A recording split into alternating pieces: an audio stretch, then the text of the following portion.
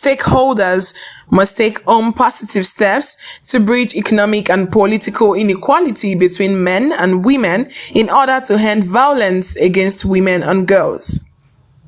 The equality of all genders should be upheld, and special provisions should be put in place to accommodate women and girls in governmental positions, in workplaces, and in all sectors of the society. According to the press release by Deji, Ajare, the Executive Director of the Sterling Law Center, on the 25th of November 2022, the International Day for the Elimination of Violence against Women and Girls, to mark the commencement of the 16 Days of Activism against gender-based violence against women and girls, that women and girls are humans and should be treated as such, and also be availed with all protections and arsenals as they need to flourish and unleash their full potentials.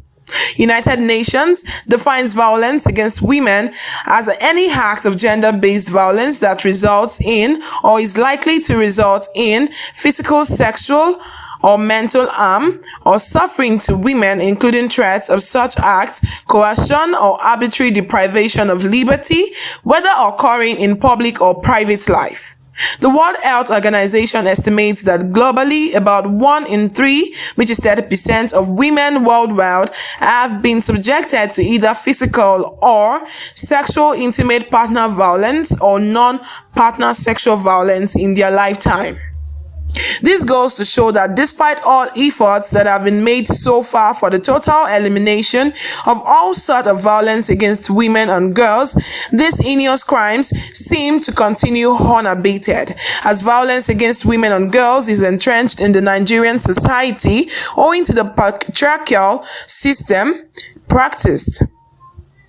He, however, said the numerous cases of female law enforcement officers becoming victims of these violations is indicative of how deeply ingrained this ill is in our culture, that even female members of security and law enforcement organizations are involved. Gender-based violence includes, but is not limited to, physical, sexual, and psychological violence that occurs in the family, community, and workplace that is committed and tolerated by the society. It is founded in gender inequality, the misuse of power, damaging norms and behaviors. He further stated in the press release the story of Sadiya, a middle-aged housewife who was detained and starved for a year by her husband in Yobe State, that died shortly after being rescued. He, however, also mentioned that all forms of gender-based violence, domestic violence, sexual violence, emotional violence, psychological violence, economic violence should not be condoned irrespective of traditional practices or beliefs of the persons involved. The fundamental human rights of women and girls should not only be theoretical but enforced, and any form of violation strictly punished. It is based on the foregoing that Sterling Law Center is raising its voice in tandem with that of international and national organizations around the globe to fight for the elimination of any form of violence against women and girls.